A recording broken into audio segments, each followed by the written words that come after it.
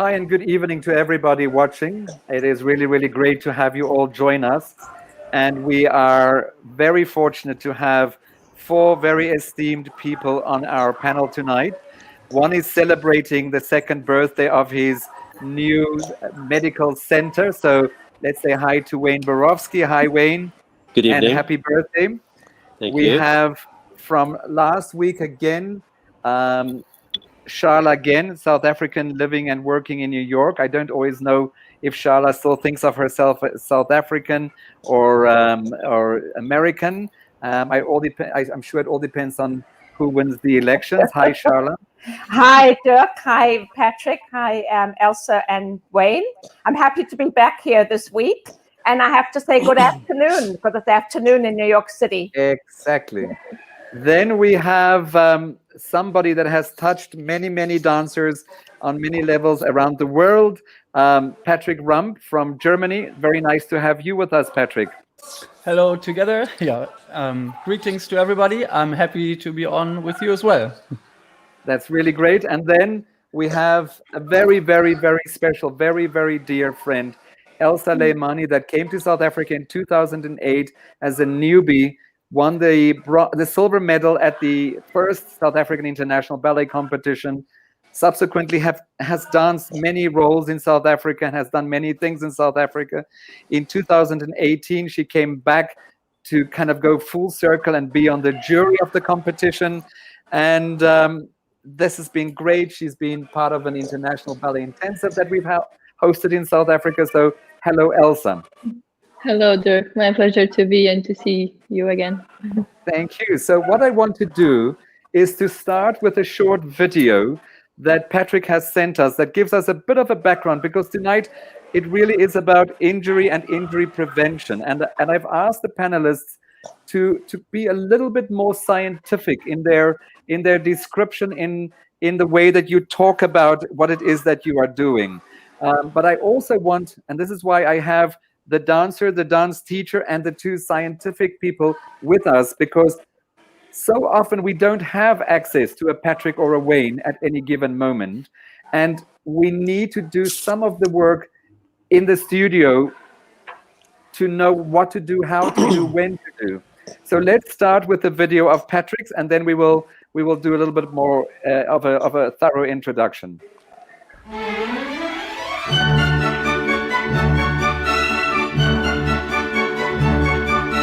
We push ourselves to limits, so we tend to get injured. And I was one of those unlucky dancers that got seriously injured. I have had a prolapsed disc, which did not recover after a year of rest, and I eventually had to have the surgery.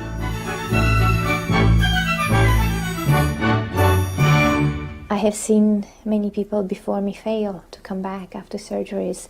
I have been told by doctors that you're not going to be able to dance at the level you were, that you're not going to be work as many hours as you were before, that you have to cut down on work. And to me, that was just, I might as well stop dancing. Every dancer will have experienced some kind of injury. And a fair number of dancers will have experienced a major injury. My problem was a stress fracture at the shin bone. I tore my medial meniscus in my right knee. I was at a point where I was investigating knee replacements, actually, and I thought I'd have to, basically retire. I actually have a metal rod which has been inserted inside my shin bone. Had 14 screws, 2 plates, 2 wires put in, and was very much faced with the reality of not dancing, but more importantly, not even walking normally again.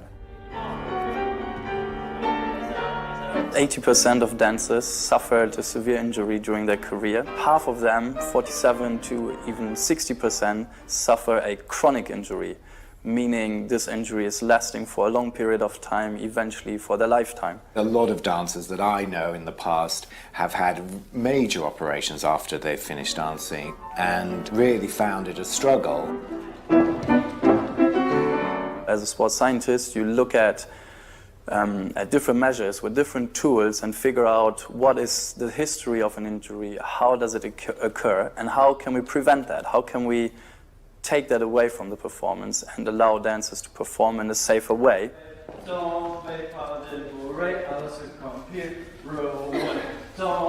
Working with Patrick, as soon as I could put any weight through my foot at all, to go from that point back to the stage. Sounds kind of crazy, but it was the first rehab that I had done that was very structured and very clearly defined and laid out. Sports science is like the secret weapon that we didn't know we had. Yes. So what an amazing cast of people. Just starting from that perspective, Patrick, it's unbelievable to have seen everybody that you have worked with. So let's be a little bit ballet aficionados and talk a little bit about how, Patrick, did you get into where you are and how did you start working with these people? We will get into the science a little bit later, but let's talk about that first. Okay, so my background has nothing to do at all with dance, really. I have been a competitor in martial arts, in karate, since I'm a teenager. And my interest in the field sports science actually started pretty early when I met a guy who was giving swimming lessons in the gymnasium where I was training. And he handed me a book about sports physiology. And he said, you should read this and you will learn a lot that is necessary for you to compete and that you can use. So then I was competing. I started with 11 years, well, in my 12th year. And then very soon I got up the ranks and was in the regional clubs. And then with 17, I got into the German national team. And then I had to do my military service. And usually with military service, you cannot compete really, but the German army supports athletes. So I got support as well. And I could compete during my service time, which was 3 years. And then I decided I don't want to stay in the military. But I was already in Frankfurt at the time, which was that's where the headquarter for karate is based. So I could train there daily with the national coach. And then then I started my university time. So I began studying sports sciences and sports medicine. And during that time, I started working in fitness clubs, in a little rehab center. And this is actually how I got my first contact to dance. I had an intern in a club that actually came to me and said, I met this guy and he has knee issues and he needs some help. Maybe you could help him. And that was actually William Forsythe. And at the time, they told him that both his knees should be replaced. And I technically managed with training to get him off this idea. So he never did the surgery and instead improved again his walking. And you've seen him in London, for example, now he was jumping back on stage and dancing himself, which was very crucial for him because he always wants to demonstrate himself and still dance and move. And so that's how I got there. And he, after this was settled, he asked me, I have 2-3 dancers. Can I send them to train? So yeah, sure. And they liked it as well. And then I got invited to a tour in Montpellier. And Bill asked me if I wanted to join for a few weeks. And it was during the summer, so there was also new university. It was perfect timing. And I joined and I offered training for the company. And then I got offered a full-time contract while I still was a student, which was a bit surprising. But Bill said, yes, you could help me a lot and you can keep studying, but you have to work for our company. And that's how it started. And then then I was in the dance scene, and then things moved very quickly. So a year later was actually when Alina had her injury. So she was dropped during a performance. She had already had neck issues prior, and she fell from a big throw. The partner didn't grab her, and she landed on her head. Was very complicated, triple prolapse and other complications around that, and looked very bad. And so she had surgeries with a specialist first, and I was then asked to do the second part of her rehabilitation, and especially then the part coming back to performance, which is my specialty. So I'm highly interested in everything high performance, elite performance. You know, if a lot of rehab is made to get people back to normal function. For athletes, dancers, and so on, it's a bit different because they need to get back to a high level. So it's always making decisions. When can you start? How hard can you load again? At what level were they before? And that will be later interesting because that's where we come into methodology of measurements. Because if someone gets injured and they tell you, you know, I've been very strong before my injury, but you don't know what very strong means, it's much harder to get them back to their play. Yes. And absolutely, because most of the time people tell us, take 6 weeks off and then come and see me if you're not better. And a dancer doesn't have 6 weeks. And so that's the link that I want to make to the gentlemen in South Africa that in many ways do what you are doing, maybe not exactly the same, but he has to get dancers back as quickly as possible, oftentimes a little bit pimply and blue and purple, but he makes it happen. So Wayne, let's talk to you and exactly what it is that you are doing and how you've. It's really appropriate that you are having your second birthday for your center, because you have taken it and built a whole kind of a little healing empire at your center. So talk to us about you and your dancing background in the end, which hopefully wasn't actually really on stage as a dancer, if I remember correctly. Good evening. Thank you very much, and lovely to be here with a wonderful panel and all you guys esteemed guests. It's a true privilege to be here. Just from the background, I grew up with sports and music, 4 siblings, and we were dragged to watch my sister with all her dance festivals as little boys going to watch with my mom and dad. And thank God there was good toasted cheese and tomato, because I didn't understand what a releve was and a développé.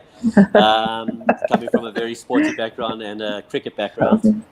And then on my journey with doing sports medicine and chiropractics, I did my thesis on Achilles tendonitis. And from that element, I started working a lot with the theatre. And like Patrick says, when we deal with dance, it's a totally different format. And a lot of guys that I work with who are medical practitioners, GPs, they don't spend a lot of time with orthopedics. So I basically always start with the foundation that if you have a hamstring that you see in a dance is very different to a hamstring in a slalom racer or a cricketer or a rugby player. Every element of the injury and the pathology is different. So with dance, you'll go to sometimes physios or chiropractors or podiatrists or chiropodists or GPs where they've got no knowledge of how to treat a dancer. Unfortunately, they give them the wrong advice. So that's number one, which we can cover later in the technical elements. Number two, from a professional point of view, and we'll cover this later, is you're dealing with a professional and you've got to get them back on stage. They don't have the luxury when you're opening up in 2-3 weeks, where the old adage is take 6 weeks off, 8 weeks off, ice it and compress it. Sports medicine and technology has improved, which we can cover later.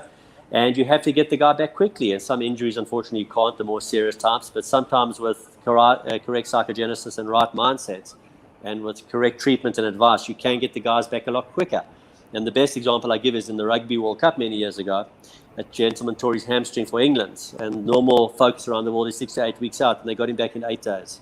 And that's with oxygen chamber and PRP. And Patrick will know where I'm coming from this, which we can talk about.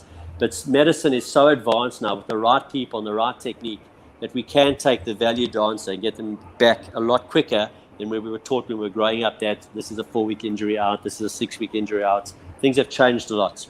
And that's where we're going with it, which is very exciting and very enticing. And no, I didn't dance except when I did dirty dancing in the clubs when I was growing up. Yeah. And that will leave there. You would have been an amazing partner because Wayne, you're about 6'4" or taller. Correct. Yes, exactly. Let's quickly watch, before we go to Sharla and Elsa, let's watch the second part of Patrick's video, because I want us to look at some of the things that Wayne had mentioned that Patrick has done, so that we actually physically see what it is that you are doing.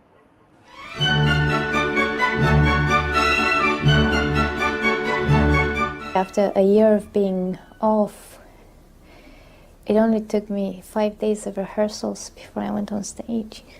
The work I did with Patrick made all the difference to the way I could come back, the way I felt, confidence, and also the speed of my recovery. Patrick came and he said, you know, squat down or do a few things. And he looked at me and said, oh, okay, I know what the problem is. With Bill, what happened was incredible. And also, myself, I experienced a very quick change. Patrick had really specific exercise that helped me find the good way. I have heard how much Alina found it beneficial for her. And I have seen it as well. I have seen the progression that people that were working with her were doing. It was clear in class, it was clear in the way they were dancing. So I decided to start working with him as well. It's not too bad. We've seen worse. I think you have the range. We can see it here even.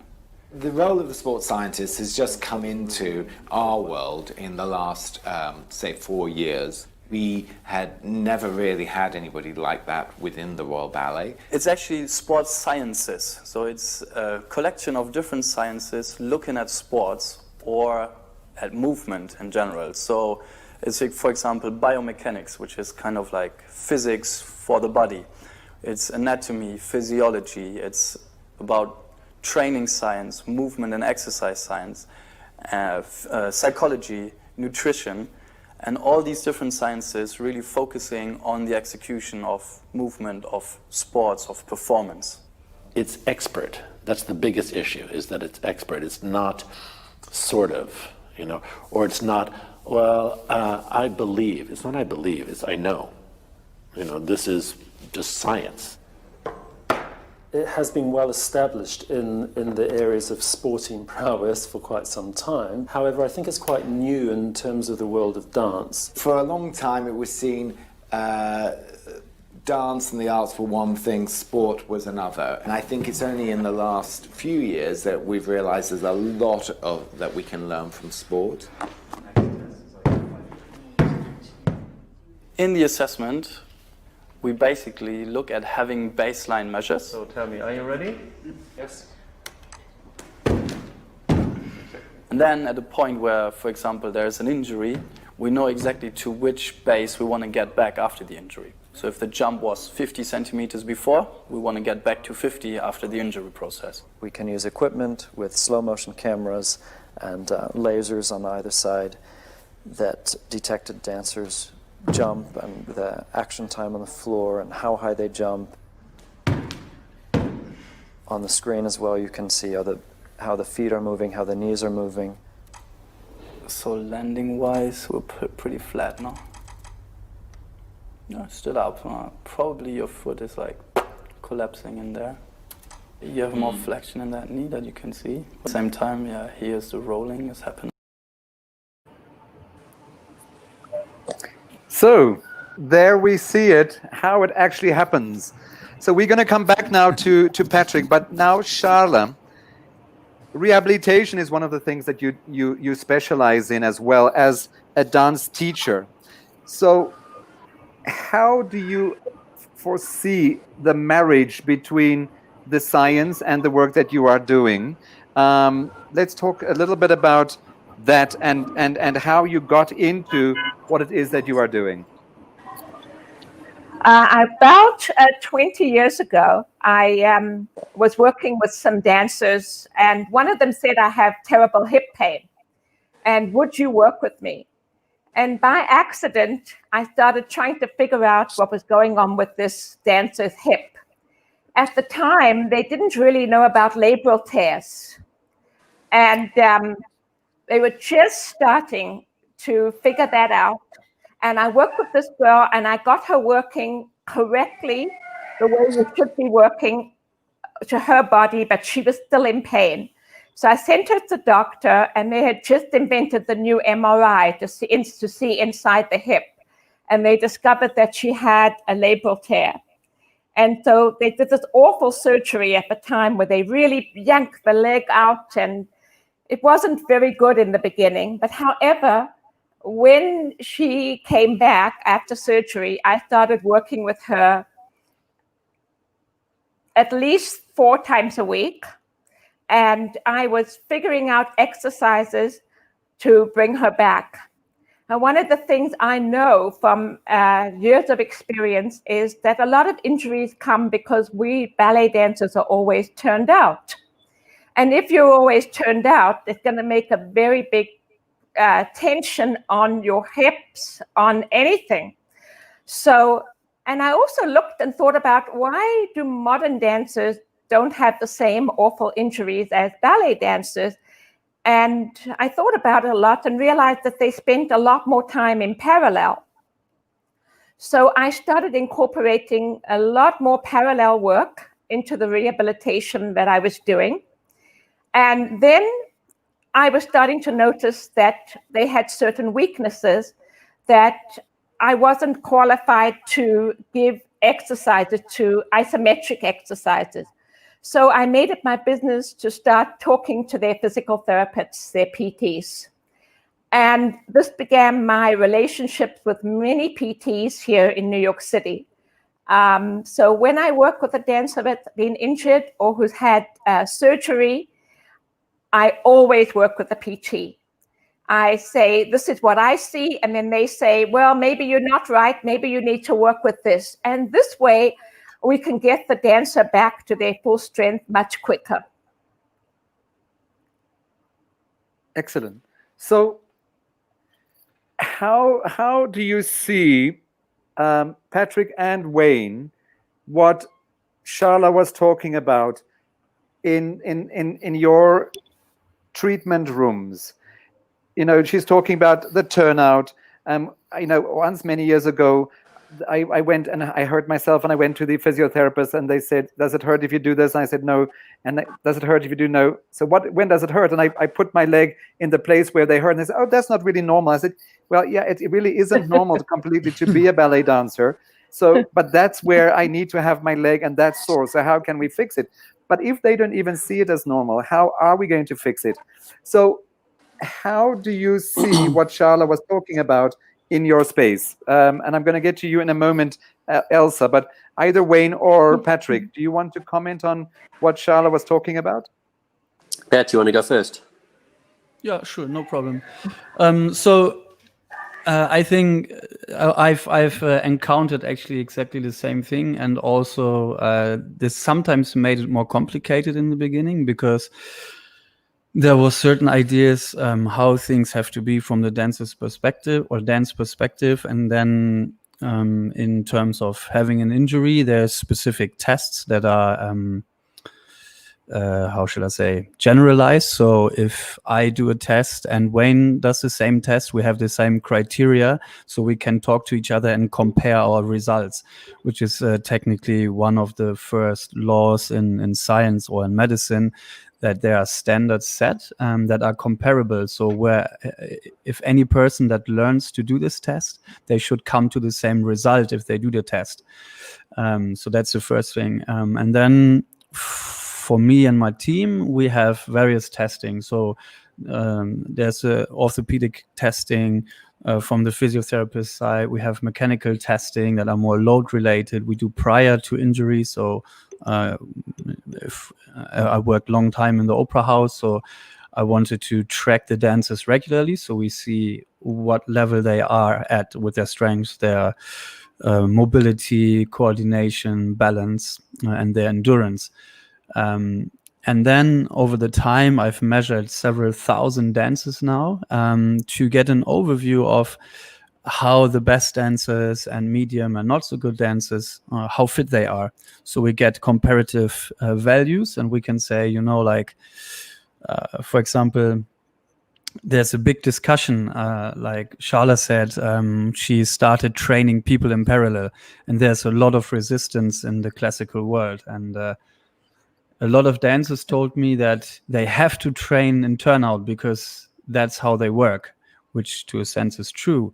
Yet we did a big study where we compared jumping in turnout and in parallel, and we asked dancers what they think, which way they would jump higher, and they obviously said yes in turnout. Obviously, I do this every day, but technically no one jumps higher in turnout than in parallel. That's the first. But the second is we could also show if you improve your strength in jumping in parallel, you can have a carryover. That means everyone who jumps higher in parallel also jumps higher in turnout. And that has certain advantages in terms of training. If you want to train a lot, you risk and you have higher risk in turnout. So for example, someone who has a flat foot and trains in turnout has a lot of problems often with the inside of the knee. And we try to first in normal positions get them stronger, and then step by step carry that over to the turnout positions. How did I get there? Yeah, so the comparison. So the work from the artistic side to the scientific side. There's also traded ideas of how training has to work, and sometimes they are completely contrary to what scientifically makes sense. You know, like at a certain point, people believe if you jump and you want to jump higher, you have to jump more often. That works to a certain degree. If you're a good jumper, it doesn't work anymore. Then if you jump intensively a lot, you will probably get so tired that you rather learn to jump medium high very often, but not maximum height.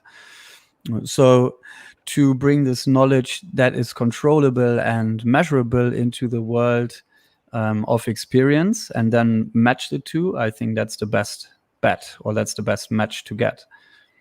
May I interject 1 second? Talking about the parallel and the turnout, what most dancers don't understand that even when you're in parallel, you still have to use your turnout muscles. They think it's a different set of muscles, but it's not. So if you put your foot this way and it's parallel and you turn your body the other way, it's in turnout position. It's the same position. So you have to use the same muscles. And also our habit of walking like this. Patrick always tells me, train and just walk parallel, because that's an exercise itself, right? Yes, so absolutely. This our signature ballet walk, unhealthy already. Very unhealthy. And I spend most of my rehabilitation session teaching dancers how to walk, or having their PTs teach them how to walk. But that's number one, because that's what you do all day long, is walk. Exactly. Excellent. Wayne. So yes, so a few points here. Firstly, I mean, we all love the new adage about prevention is better than cure. And when we look at the dancer and different genre of injuries, I think a modern contemporary injury or a jazz injury or an Irish dance injury is vastly different to a ballet dancer. What I would definitely endeavor is that every teacher that becomes a dance teacher, and I know that you guys do this in your curriculum, and I know that you guys cover certain parts of anatomy and physiology, but the more that the dance teacher has knowledge of, not that they are supposed to diagnose, you guys are the first at point of injury, at the first there when the dancer gets injured in the studio, number one. Number two, I think that the communication between you and your medical team should be critical. Whichever city you are, whichever country you are, you should know who your podiatrist, your chiropractor, your physio, your sports scientist is, etc. Because when you sing that dance at 3, 4, 5, you know when you're going to get that posterior calcaneal impingement in the ankle. You know where they're going to get that pes planus or pes cavus that Patrick's talking about. You know when that hip is a bit dicky. So when we can have intervention at an early stage, obviously people change and dancers change hormonally over time. But when we're seeing the guy that's got the true purpose coming through, who's not just doing it from a social perspective, that is what we're doing. Like, when do we have to rectify that scoliosis? When that kid is 7 years old or 6 years old? When do they have to work with Pilates? And it should be the volition of the parent, because they're investing time and money into that, with the teacher that then has this format of the dancers. That's number one. Number two, no specialist that treats dancers. And you should do this because word of mouth is the best advert. You no point sending a dancer with a hip injury to an orthopedic guy who's working with the ice hockey team. He doesn't see a dancer. He doesn't understand how it works. They must see an orthopedic specialist or a guy who should have the temerity and say, listen, guys, I don't see ballet dancers. This gentleman or this lady is the one that treats ballet dancers. And I think that communication is important there. And lastly, what I always say to guys is you get two types of injuries. You get repetitive strain, which we try and avoid, which they're brilliant technology and facilities to try and avoid it. And you get traumatic injury. You can have the best turnout, you can have the best thing. If that guy is fatigued and he's going to go and he's going to push it, and he's going to fall in his ankle and twist it and rupture it and have a avulsion fracture, it's going to happen anyway. So those injuries we try and avoid as best we can. But I think with the synergy and the marrying between all those elements with the parents and the communication and the nutrition and the psychogenesis and everything that you guys are saying, I think that gives us a massive advantage with the dancer where they can avoid injuries down the line. That's my intro, Dirk. Thank you. So I have a question from Dmitry Rudnev that's just asking whether ballet-related chronic injuries are on the rise, and he wants to know if is that really true? Because so Elsa, let's use that to connect more to you. Have you found that in the company in Latvia, in Riga, whether there has been more injuries or not, and even with yourself? So let's talk about that.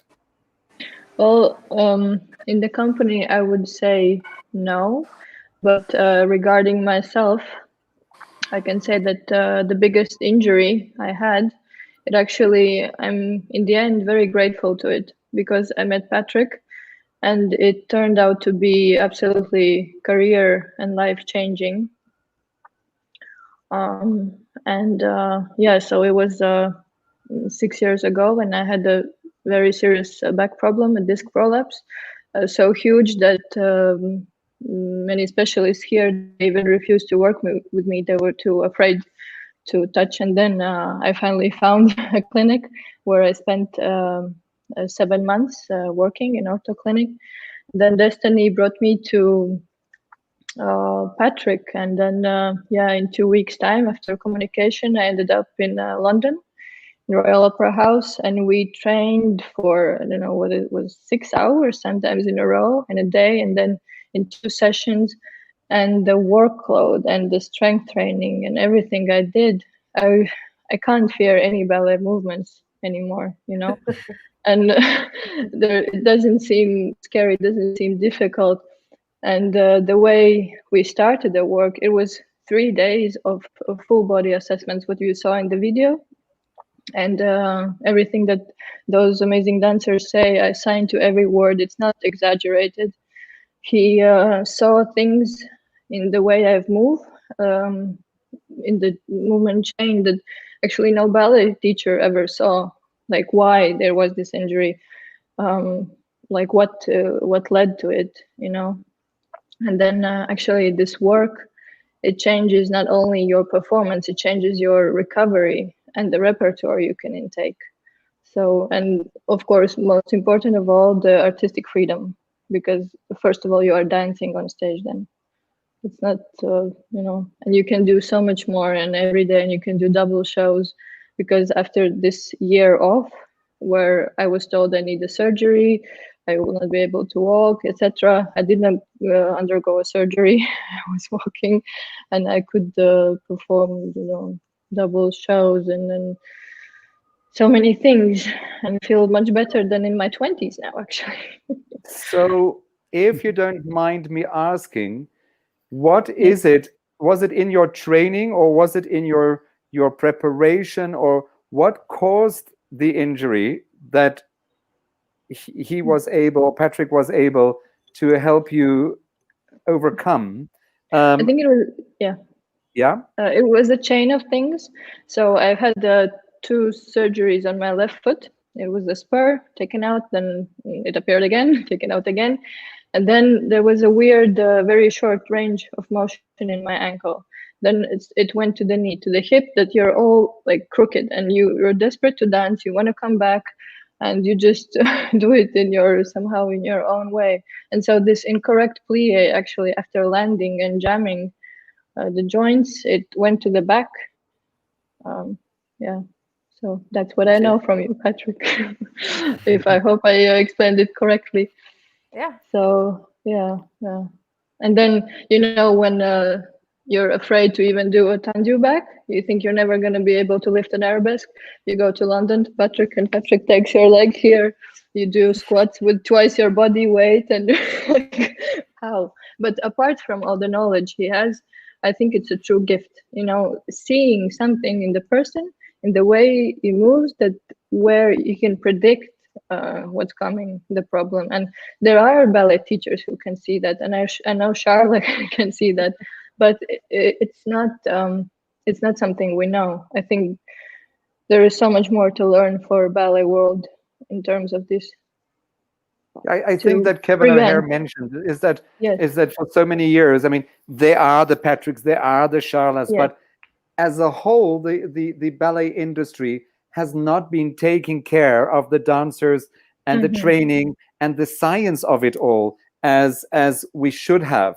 And so I think this is why the conversation is so important, is that we need to start saying the physical therapy, the science needs to be much more part of the daily training to ensure that it actually doesn't make it worse, that it makes it better and stronger. So I don't know, Patrick or Charla or Wayne, whether you have any comment on that in particular. I can talk. I find that so many people in our industry don't even know the basics about how the body moves, how the bones move.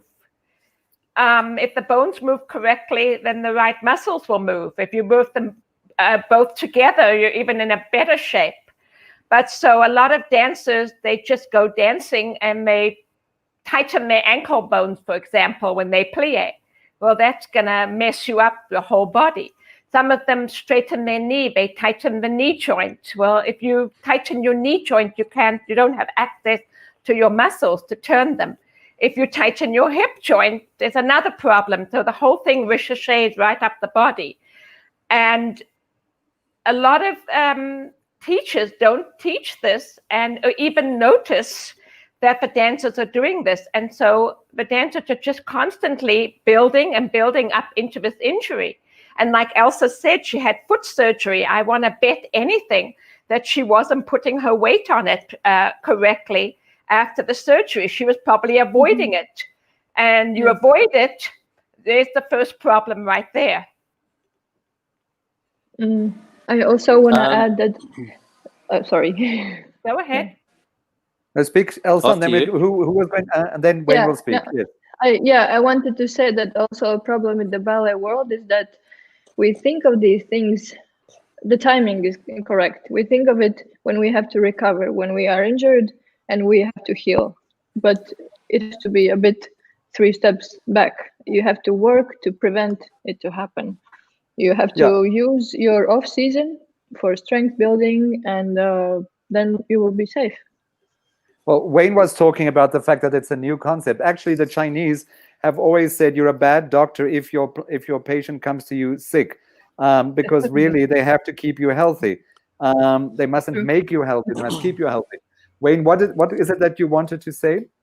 So just a few things on that point. I do think that dancers should be screened, with this gentleman that asked about dance injuries on the rise. Secondly, different companies around the world.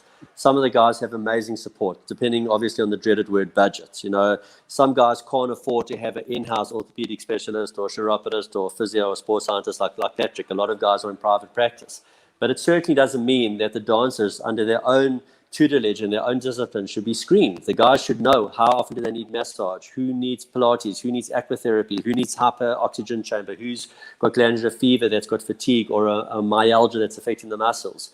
So a lot of those things, I think if companies can implement that, that's number one. Number two, financially, a lot of the companies around the world are shortening the extent and the numbers in their company to keep the budget down, which means extra load, more dancers, more principals, more shows, trying to fill up theatres more.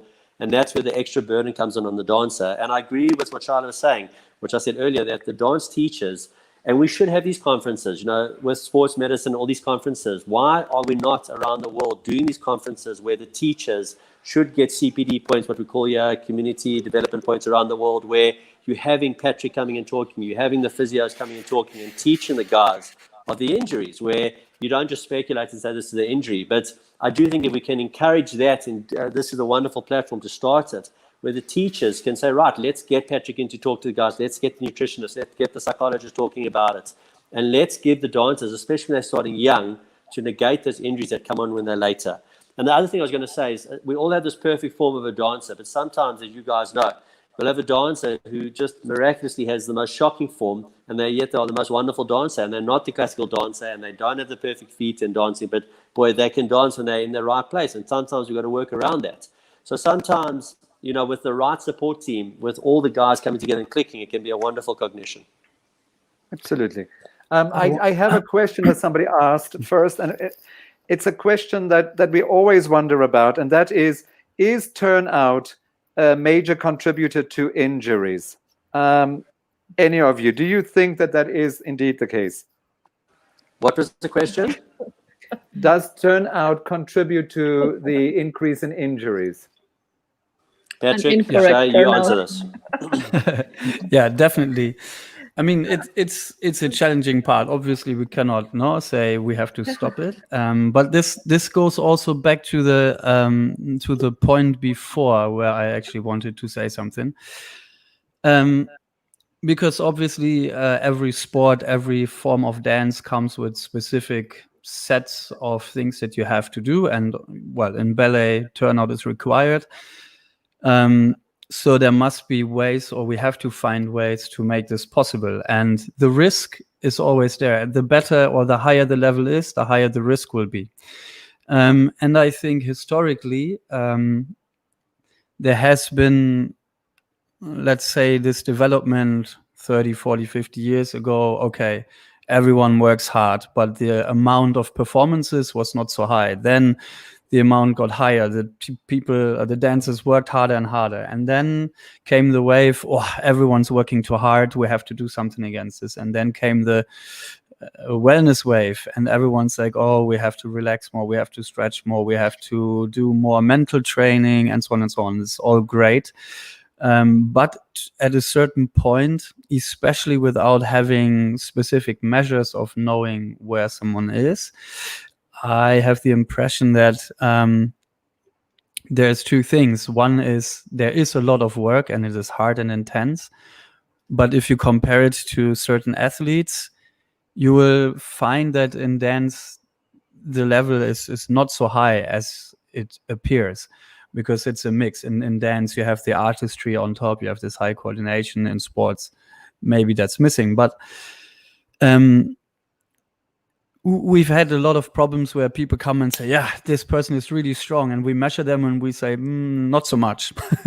No, that's not what. And they read a lot, and dancers are somehow informed, and they're like, yes, okay, I'm a high level dancer, I want to jump better, so I want to do plyometric training, and everyone's like, yes, we have to train plyometrics. But from our perspective, for example, to start plyometrics, that's this thing, you do jumps and hopping and reactive stuff.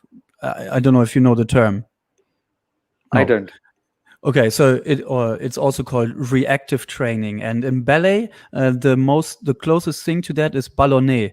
Like this feet, like, someone jumps and is very light on the feet and everything goes quick. And to be able to train this at a high level, you need a lot of resistance to force. So you need to be able to decelerate your body weight. So if you jump off a chair, we measure it. We put people on a chair and they jump off or hop off and they land on one leg. And in certain instances, they had loads of 16 times their body weight. So if I'm jumping off the chair, that's 1.6 tons hitting my knee for a short period of time. And this happens in a very short period of time. Like if someone's a good jumper, it's under 200 milliseconds. If it goes faster than that, you cannot consciously control that. It's reflex based.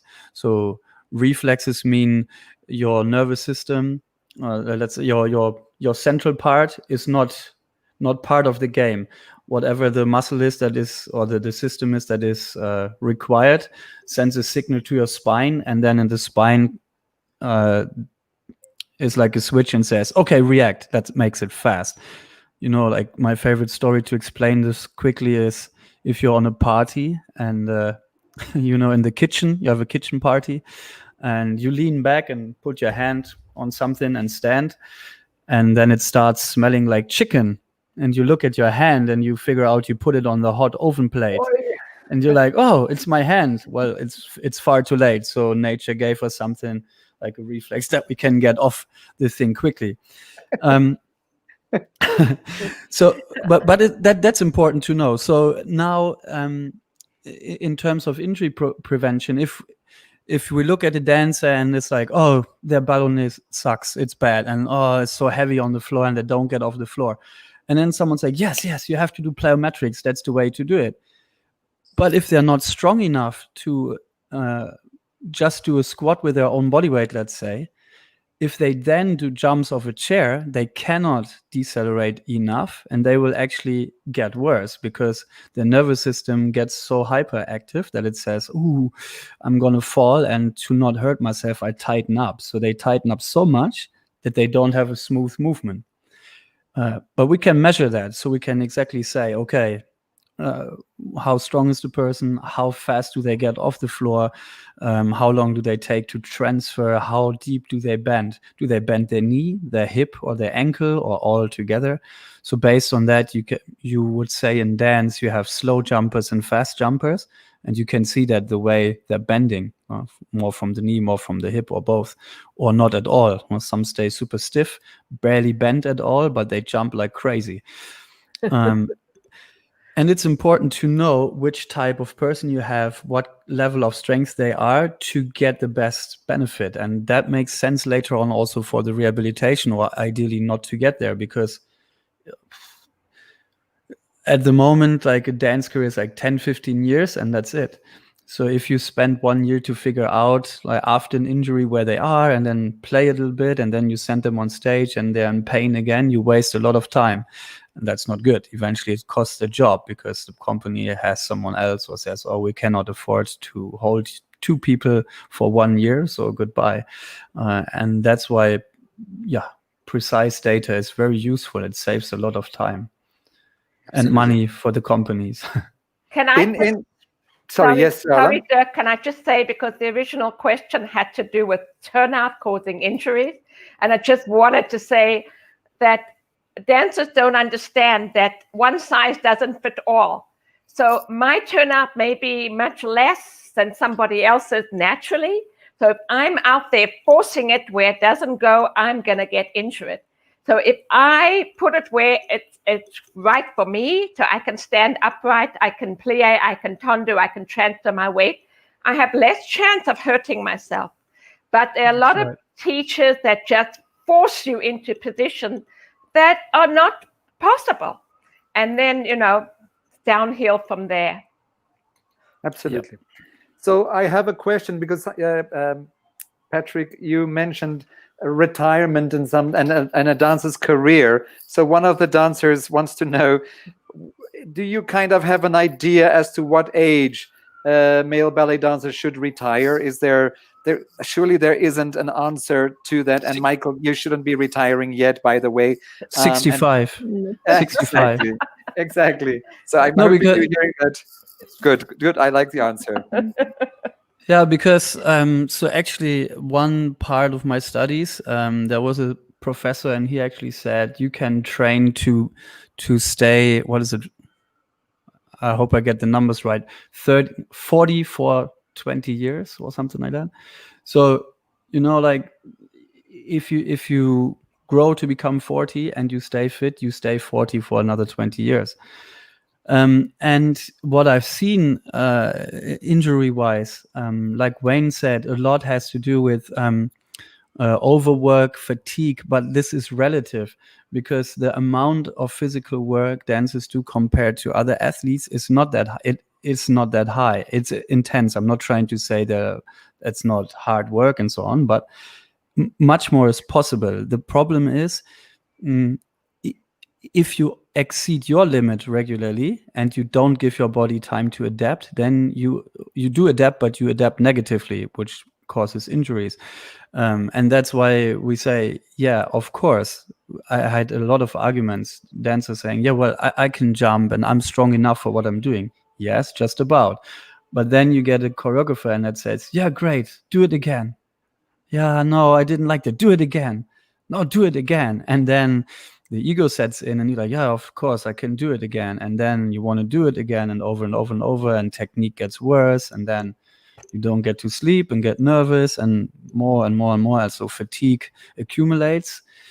And that is a problem. So if you're much fitter than that, you can handle more and you feel relatively relaxed. You will not feel super relaxed all the time. It's always struggle, but you can handle more. You can recover quicker, which is really important. And that is also why we promote early strength training, for example. There's a lot of hesitance against strength training, but it takes a long time to build up tissue, and especially for jumpers. That will be Wayne's topic. You know, tendon and tendon bone connection is something that takes a long time to develop, and if it gets injured, it takes a long time to heal. And now we have technology and therapy that helps to speed that up. But if you come in shitty already, so you're weak, you have not good development, and you get injured, and you have bad ability to recover, it will take forever. And then to start training is not going to happen. You know, but if you really build over a long period of time, you get high bone density, you get really thick and strong tendons that are much more reactive, and they create better force transfer, muscle building. If someone needs mass, which is sometimes necessary, a lot of dancers, for example, that are very hypermobile through their backs, for example, would benefit from having thicker back muscles, and it will not look bad. Obviously, you cannot grow super thick in specific muscles, which is also fine. Yet there is training methodology that all athletes that work in weight classes use, which is a training that makes you stronger but not bigger. I know that with the Cuban methodology, in the very beginning, most of the time is spent on the physical preparation of the body, the strength training, the suppleness, all of those things. And as they progress, they start doing more of the artistic work. So the balance is more towards physical preparation in the beginning with a little bit of ballet. And as they grow older and develop, the physical preparation never goes away, but then they get more into the class, so that when you have to do a tandu, your leg is stretched already because you've learned from the beginning how to do it, you've learned how to jump, etc., and understand your muscles. Wayne, any comments from what Patrick has said up to now? Yeah, so obviously spot on with a lot of the stuff he said. I do think, though, with the testing in that, with all the different techniques, you know, and I love it what he said about when you test the guys, you can check different types of strength, different formulas like that. And also it's interesting, when do we do that? Do we do it pre-season, during the season, you know, when you're warming up for a show, how the fatigue levels change in it? Because obviously all those dynamics change. And with the gentleman asked about the turnout, you're dealing with the most advanced system in the world, the human body. So where guys often go wrong is they're too pernicious. They just look at the hip injury. But like you say, is it from the foot? Is it from the knee? The connective chain, everything is connected. Is it an old injury from a hamstring? And a lot of the guys, before they become professional dancers, I don't know if Al knows, she'll know this, but often the guys at school, they're under a lot of pressure because they're doing different things. So they'll be this brilliant dancer, but at school, the school are forcing them to do netball, or they're forcing them to do swimming, or they're forcing them to do soccer or cricket, etc. And often that's where the confusion comes in. So this kid desperately wants to be a professional dancer. And obviously we're talking more about the professional dancer, but sometimes guys is cross-training or running or cycling or doing spinning or CrossFit, etc. And often that is not addressed in that. So I love the format when he said about the testing, that we can definitely catch a lot of injuries that we can prevent, especially with the new technology, like you were showing them with the guy jumping there and testing the impact. And obviously the facilities should be correct with all the studios. A lot of teachers don't have the correct facilities. They don't have sprung floors, and that just makes my blood boil, and that's a topic for another day perhaps. But have, you know, if you're going to teach, you know, give everything you can to the dancer. We need to protect our dancers, and guys often don't. Guys, you know, a lot of companies, clinic directors at companies, and they push the dancers, they exhaust the dancers, And sometimes they make them do things that are inhumane in that, which is just ridiculous. You want to, as my dad always used to say, don't leave your form in the gymnasium. It's all very well to do fancy rehearsal, and then the guy a week before has a stress fracture. Well, that's lovely. Now you've got a brilliant performance. You sold out for 6 months, and the young lady, the young gentleman has now got a stress fracture. And in terms of Michael Reevy, unfortunately, him being a Chelsea supporter, he can keep dancing because there's not much soccer to watch with his side. But barring that, I know very well through all his injuries, and he's a wonderful man. And age is just a number. We know a lot of guys late on in life, a lot of golfers, Gary Player, Arnold Palmer. Age is a number. It's all in the minds. There's nothing stopping guys however long they want to dance, so they can keep up with it, and you don't compromise the truth of the dancer. There's no reason guys can't dance beyond a certain age. There's nothing set in science that say you all stop at this day. A lot of 4-year-olds and 35-year-old guys are doing a lot of different stuff, which is a lot stronger than a lot of the youngsters coming through. Yes, I want to just say that a lot of injuries are like car accidents. They always say car accidents happen closest to your home. So with injuries, I've noticed over the years that most injuries are caused by some choreographer who wants them to run a ballet in the last 15 minutes of the day after they've been dancing 8 hours or 9 hours. And instead of telling a dancer, let's mark it for our brain and to memorize it and to think about it, they force them into these run-throughs when they're not ready or they're exhausted. And that's what I see a lot of. That bounces, that body's going to tell you. It's one final push, one final développé, one final, lifting someone. Your body will tell you it's not ready, and that's when you're going to pop it. That's when you're going to tear the hip ligament. That's when you're going to pop the disc. Your body will tell you it's time out. And the guys push. They try to get that final one. Same with guys that go to gym. They'll push that final bench press and they'll rupture the pec major. The body will always give you the best form and say, it's enough now. I've had my time. Let's go and have a cup of coffee. Excellent. Before we're going to bring on a young dancer or his mother. I'm not sure who's there. But before we get to there, there's a very good question that somebody asked. And I think it kind of talks to what you spoke about earlier, Wayne. She's asking, to what extent can the findings of these therapies be incorporated into the syllabi to improve, example, a dancer with an average ballon or jump to an Osipova level? Osipova is unique in the way, or very, very unique in the way that she can jump. But are there exercises and are there findings that you have found that we can indeed build in? We don't want to go to only a science lab and be able to go and find the information. We want to be able to say, why can't we just build it in to the day-to-day, I think, classes? How can we make that happen? So you both, Wayne and Patrick, nodding. So Patrick, let's start with you, but can you please keep it short because Wayne needs to go and party and Charlotte needs to go to the dentist. And I still want to quickly speak to Chantal and Miguel before we finish. So quick. Okay. Okay, cool. So to recreate that performance, obviously we need to see how did she get there, right? And a lot of great dancers have often, for example, gymnastics background. I think it's the same with her. Also, the way she was training incorporates a lot of the strategies how plyometric training works. The problem is a lot is trial and error. And she jumps great, right? But again, if we compare it with jumpers that specifically do jumping trainings, she's at the low third, roughly, no? And she jumps like crazy for ballet. She's the best, one of the best jumpers, no? And so it's a very individual thing. There's a lot of things that can be incorporated from early time in classes, and that is how it's structured and so on. And I think original old school class has several ideas integrated, but they get sometimes interpreted wrongly. And then one thing that is not well understood is intensity, because often we hear, oh, this training is hard, this is hard.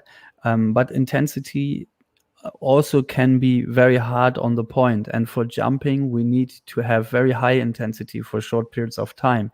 And we need to actually have long periods of rest to really get improvements in jump. You saw Matthias Heyman in the video, principal from Paris Opera, and we trained him, and he had the highest jump we ever measured so far, which is a counter movement jump over 70 centimeters, 71 centimeters, which is very decent. And it's kind of okay. right, so that it means you measure from the floor and they're jumping up and keep the legs straight, and it's the difference between that. But if we look at, there's a Russian weightlifter, and it's a funny example because he weighs 142 kilo and he's definitely not half as graceful as Matthias, but he has a counter movement jump of 1.12 meters. Yes. Obviously also one of his legs is twice the size of Matthias, which explains a lot of the performance, and he doesn't have the coordination. But a lot of the principles that are used there can be applied too. So there is very well researched material how to improve jumps, and that can be incorporated. It's just a matter of communication between dance teachers and trainers. Measurements, there's simple tools, where you don't have to go into a lab, but that will still help you. A very simple test is called jump and reach test. You just go to a wall, stand on your tippy toes, reach as high as you can, and mark the spot. And then you jump up as high as you can, like you put some, chalk on your fingers, and you jump up and touch, and you measure the difference between the two spots, and that will roughly tell you your jumping height. And if you train that, that's a way to measure. And then in cooperation, you need to understand the principles behind it. Like when does it make sense to jump onto a table? When does it make sense to jump off one and onto something again? How many times should you do it? And so on. But that really depends on the level of that person. So if two people do the same jump, one can get better, one can get injured if they have different starting points. Wait. When you do that initial screening when the guys are young or they're going into their professional careers, you'll find a lot of those weaknesses. I think that you should get guys like Patrick and guys that have the knowledge in there, and then you can rectify it. So, for example, we had a guy that couldn't do splits side and forward. He was a professional dancer, and it was just basic technique. It's not generic. So we taught him, as you guys know, the technique PNF, proprioceptive neuromuscular facilitation, and we got this guy into full splits. And there he went to GPs and orthopedic guys that said, no, your hips are locked and you had hip dysplasia and all this nonsense. It was incorrectly diagnosed. And I do think that if you get it with proper screening, you can rectify that. So where a guy is like weak in his jump or his turnouts or his takeoff, etc., a lot of the times we can magnify that with correct technique, with the correct knowledge. And I think the teachers, as I said earlier, they should do those courses. They should have constant communication with specialists so we can give that dancer every chance to propel their career. Thank you, Wayne, and thank you, Patrick. We're going to get Chantal and Miguel on, but just before, and they connecting as we speak. But Analia, your comments are, I suppose, very, very good comments, and it kind of ties in with what we have been saying. If you just do things for the sake of doing without understanding what it is that you are doing, you're not really going to get very far. So thank you, Analia, for your comments. And yes, indeed, this is why we have these intelligent people getting us to help use our heads when we are training to ensure a better outcome. So Analia, thanks for your comments. I appreciate them. We will post them in a moment again. But let's quickly meet Chantal and Miguel Franco Green.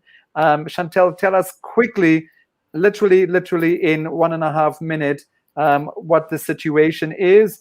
And then let's take it from there, Wayne, and we will post, as Chantal is speaking, we're going to post the photo of the X-ray. Thanks, Chantal. Let's go. About 9 months or 10 months ago, Miguel was actually in the July intensive. Miguel was struggling with ankle pain, severe ankle pain that would radiate up into his leg. He's 13. He was 13 turning 14. And we couldn't figure it out. We'd been to a number of doctors. So his teacher, who is actually his ballet master, Michael Reevy, suggested we go and see Dr. Evan Speechley. We had this x-ray done, and he put us onto an orthopedic surgeon who then diagnosed him with Sever's disease, which is basically, from what I can understand as a layperson, that children at that age, their growth plates fuse. And because ballet dancers have got such strong muscles, tendons, ligaments, whatever, it pulls that cap back the entire time. And I don't know if you can see on the picture, but there's like a rough edge to the cap. And it kept grating against his foot. So as a dancer, he just wanted to push through and keep pushing through. And then Michael Reevy, in conjunction with the doctors and that, and then also his other teacher, Natasha Ireland, they decided that after the intensive, Miguel would need to be in a boot for 6 weeks, which was hell for him, as you can imagine, as a dancer. But their whole thing was he's still growing. He's not performing. He's not preparing for a major performance. He's not, so this is an injury that can be prevented, if these little cracks could form and that kind of thing. And we wanted to prevent that. So he went into the boot for the 6 weeks. It ended up being 7 weeks because the first week he messed around on the boot like it was a spin board. And then he decided to take it seriously. He still did upper body training with Michael. He did leg training, that kind of thing, but nothing on the actual foot. He had a massive growth spurt. Charlotte, I don't know if you remember Michael and Elsa. He's grown about, Miguel, he's grown about 20 centimeters since you saw him 2 years ago. And that was part of the cause, apparently. So he still gets pains from the growth. And I think that it's a concern, as you were saying earlier, Patrick, that and all the doctors actually, that all the parents need to understand and listen to the teachers and have teachers that understand and make a plan that's going to, the child can still dance because he wants to be a vocational dancer. This is what he wants for his life. So that's where we're at. Thank you, Chantal. Wayne or Patrick, who wants to say something? Then Charla. Okay, I'll quickly give my input. So it is Sever's disease, which is commonly found in teenagers, sometimes between the age of 9, 10, 11. So basically at the back of the heel there, which we call the calcaneus, their growth plate hasn't fused properly. It is very, very common, and it's congenital, which means that it can happen either way. So it's not always due to incorrect technique and that. It's just unfortunate at his age. Technology, I work a lot with Evan. He's a wonderful man and a phenomenal healer. I know Michael well, and I know Natasha well. So with that, what I would do is we would purport increased blood flow there. He should be in the hyperbaric oxygen chamber. He should get a lot of blood flow there and PRP injections to stimulate blood flow there. Change the technique of the training now while it heals and speed up the healing of that, because the orthopedic surgeon is going to tell you to wait from 6 months to 2 years. But we can certainly let him continue to training so it doesn't lose form in that, minimize impact and jumping on it. And then we can obviously bring that forward 3 months as opposed to 6 months to a year, which a GP or an orthopedic would generically tell you. But definitely look at the PRP with the injection into that area, the plasma and the hyperbaric chamber and cross friction to speed up the blood flow. And then you can try amalgamate that and cause that fusion. We don't want to get what we call an avulsion fracture. I'm not a big fan of the boots because I think it causes weaknesses in other areas, only if there's displacement of the structure of the bone. I don't know what Patrick feels about that, but I do think that the boot in this particular case would weaken the area. We often try to get mobility back. Aquatherapy would be great for him to continue to strengthen and jump and speed that up. Thanks, Wayne. Patrick. Yeah, I agree. Like most passive measures really don't work, especially long term, because it will create problems down the line when coordination, muscle activation, and so on get hindered. So if it's possible to go short term or without, that's definitely better. As you were saying already, to keep cross training or do other training or even dance without heavy load is definitely a good choice. I would definitely suggest that. I'm not specialist with the pathology. I think other measures that Wayne was mentioning, some of this we have used as well, PRP sometimes. there's mixed science about it. Could be worth a try if it's like, if you say, oh, there nothing else worked. Generally, growth related pain, if it's not a pathology, is also something where, you know, a lot of work around coordination and more endurance type things is usually suggested. High impact is more complicated because the risk is higher, or actually Wayne said already as well, so impact reduced. But cardio work, for example, would be great if you could do that. You know, if you have, I don't know, bike, jogging, depends, because there you have impact.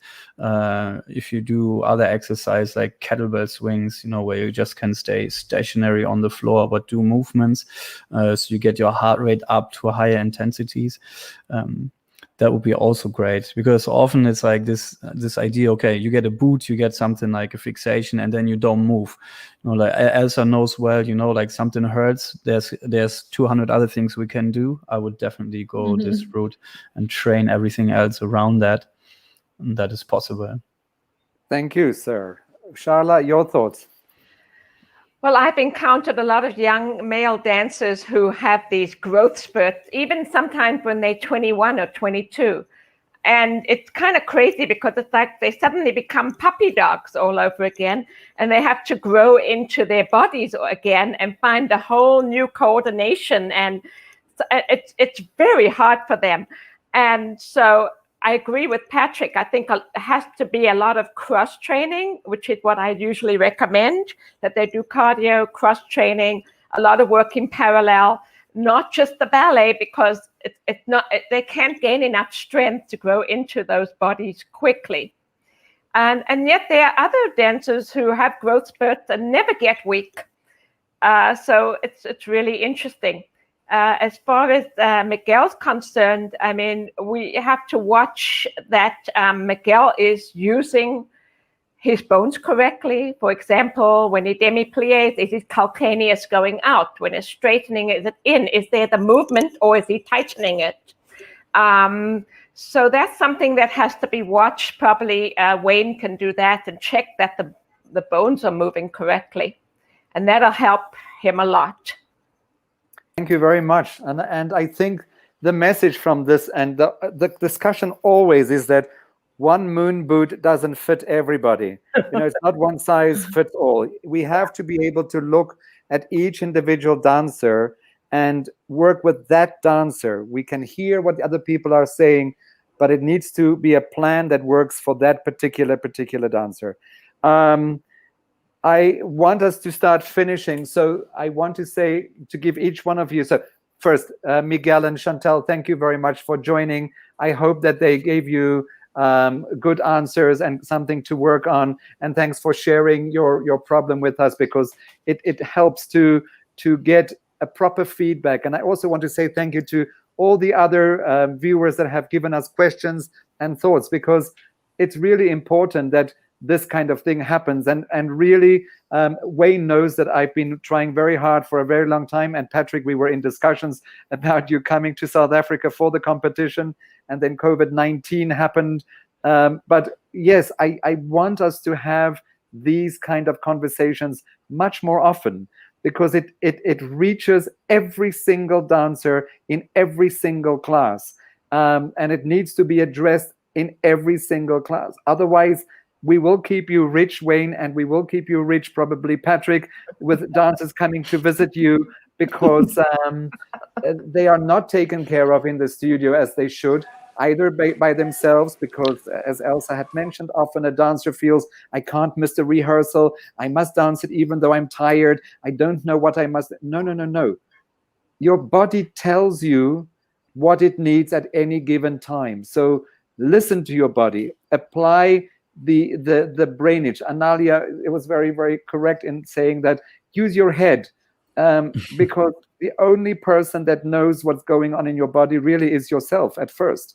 Then you need to go tell your teacher, tell your doctor, tell your physio, tell your chiropractor, tell your sports science person, and get the team to address that. So Sharla, can we have your final words then we will do Patrick, then we will do Wayne, and then we will do Elsa. And after Elsa has spoken, we're going to play her dancing reel, because in the end, she's still dancing, and I just love her dancing. So that will be the I'm end. So actually thank you, doing Giselle tomorrow, so. Oh, wonderful. Yeah. So perfect way to have started the evening. But Shala, your last few words. Great dancers are not victims of their habits. Great dancers are able to change their habits, so they can learn how to move differently. They can open to new ideas. They can really hear what a person like Patrick or Wayne is telling them and apply it to what they usually do every day, and not do it the same, and change the way they dance, and then they will dance a long time. Excellent. Thank you very much. Wayne, and Wayne, again, congratulations, and finish quickly so you can go and party some more. Thank you. It's been a true privilege to be here with everyone, and I won't be doing jetas now when I leave this talk. Know your body. Listen, knowledge is always important. I think the dancer must have their own maturity at whatever age to study their own body, listen to their own body, give feedback to us as physicians and doctors.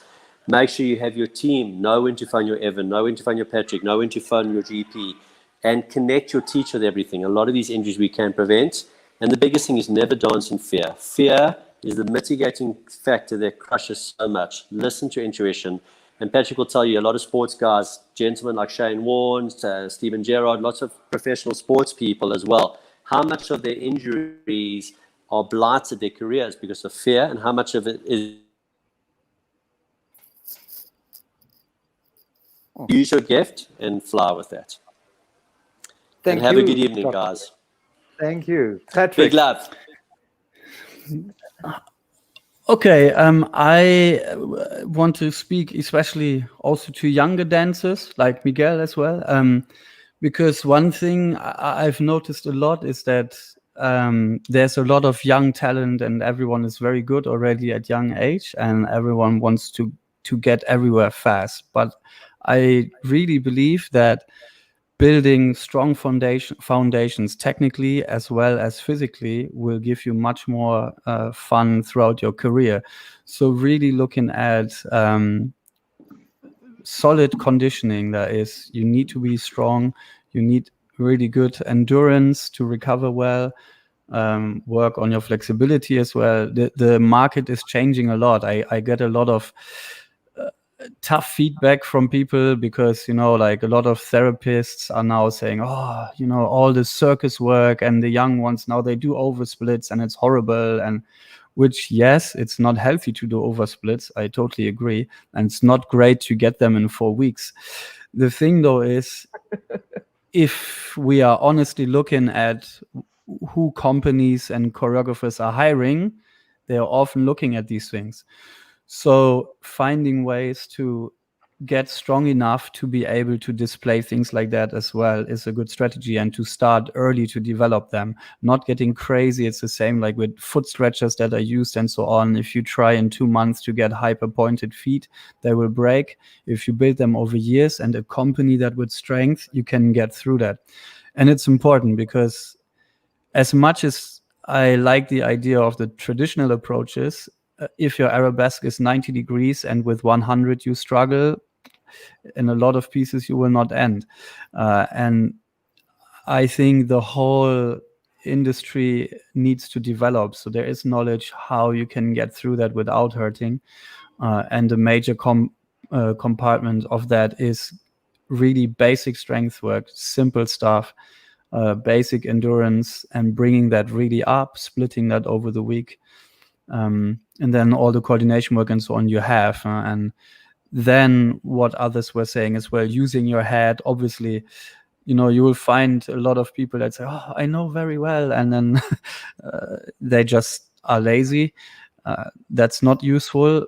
But obviously, if you have true pain and something is really hurting, you have to tell people and not be scared. And especially if you're young, there will be a lot of opportunities. And it's better to have a solid opportunity than a risky one where you do it once and then get hurt and then maybe it's over. So, and last thing, secret tip I said before, but strength. I've compared thousands of dances' values and measures, and there's a big opportunity for strong people to go forward, because this is the major thing that will make you jump better. It will improve your flexibility. It will help you in your technique. And most dances we've measured are not very strong. So if you just build on that foundation, you will always have carry over to your technique. You will have a huge advantage.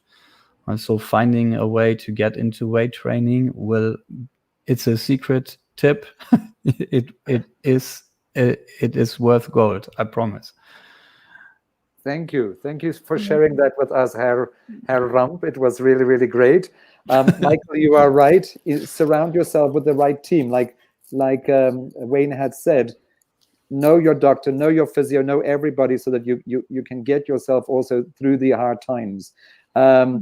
Before you say goodbye, Elsa, we're going to watch your video first, because I don't want to just play out with your video. I want to congratulate you after your video. So let's watch Elsa dance a little bit.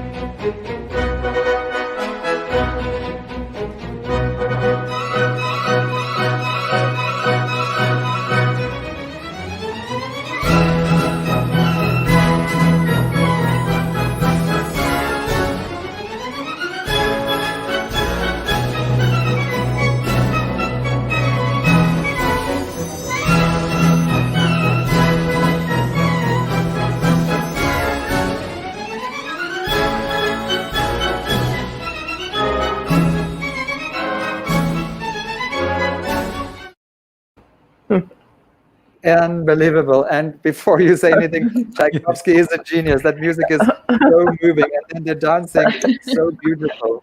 So it really, really was great. And it opened with that first piece that you had done for the in your for the gala. Yes, Thank you so much for that. Thank you, Dirk, for all the initiatives that you do, and for the gala. It actually made our summer with Anya. Thank you. We had a purpose.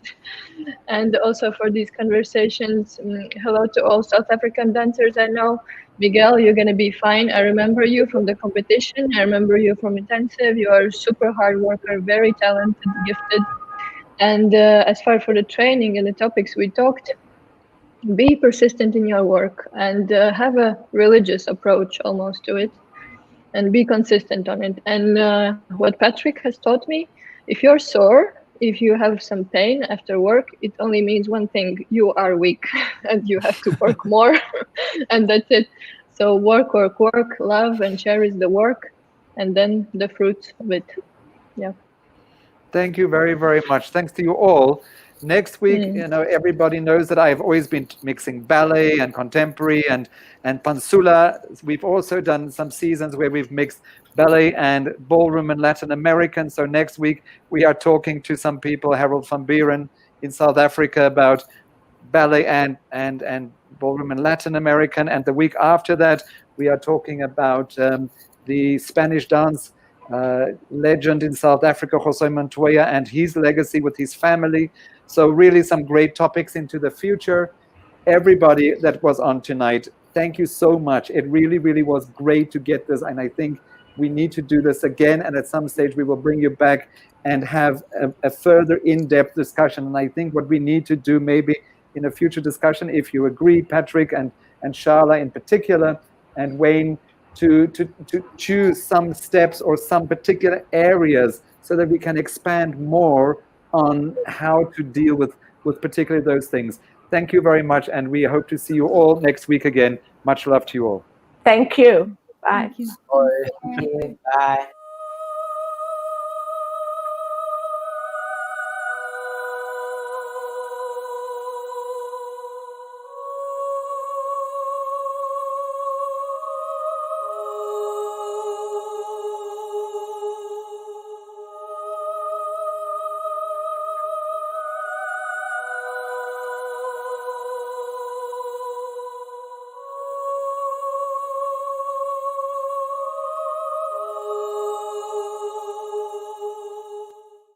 You should